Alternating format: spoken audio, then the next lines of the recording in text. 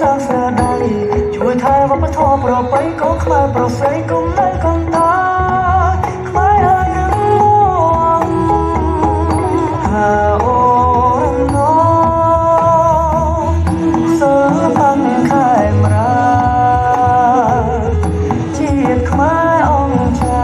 រុងរឿងថ្លៃថ្លាបីបាយសរសៃពេញសា